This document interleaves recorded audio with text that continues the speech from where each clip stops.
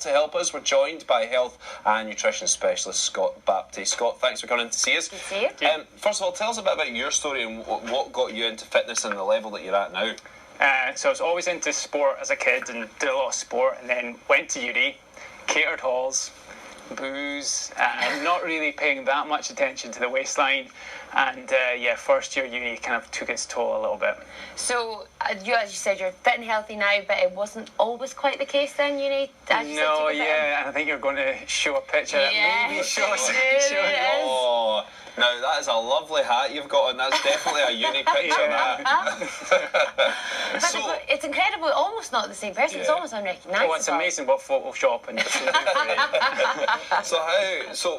your lifestyle at university is what propelled you to get fit and healthy, but was it just a case of going to the gym a little bit more? How did it start and how did it build up to Well, it was this sort of teasing from friends, and then I thought, right, I need to do something about this, and then started going to the gym, and then I was getting more into it, and I'd always been quite competitive as a kid, so I thought, right, what's the best thing? How can you win at the gym?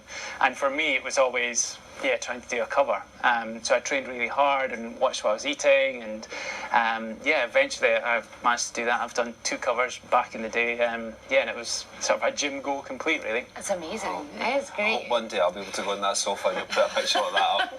One day, life goals. But as you said, we were talking about diets as well, and is there a good diet to follow? Is there anything we should be looking out for to avoid, or what are your tips? Oh, I hate the word diet. So when you say diet, it's like a boat or a holiday. You go on it and you come off it. And so anybody that's tried a diet, they'll know about this. And diets have got, well, you follow it for a set time. It's like, I'm going to do this for 30 days, or I'll do this for 2 weeks, or I won't eat this for however long. And then the moment you stop and you go back to your normal eating, all the weight goes back on again. So we want to get out of this perpetual start-stop, flip-flopping between diets and approaches, and try and find something a bit more sustainable that you actually like, that you won't really want to stop because you're eating normal foods, you're just paying attention to how much of it you're actually eating. Okay.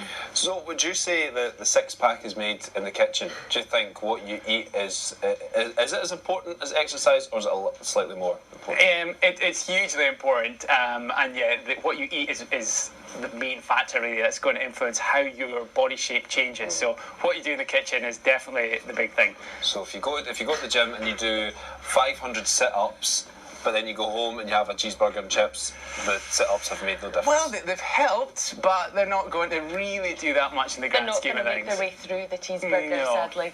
But what things do you think people do wrong? What are the key sort of pitfalls when people are trying to get into a healthier lifestyle? So talking about good and bad foods, like that's a really bad food, I can't have it. And the moment you start to blame a single food or cut it out completely, like I'm not having any chocolate, or I'm not going to eat carbs, or I'm not going to have bread, you then start thinking about it all the time and obsessing, and you just want to rebel against your rule. So that's one thing, is blaming foods for the problem.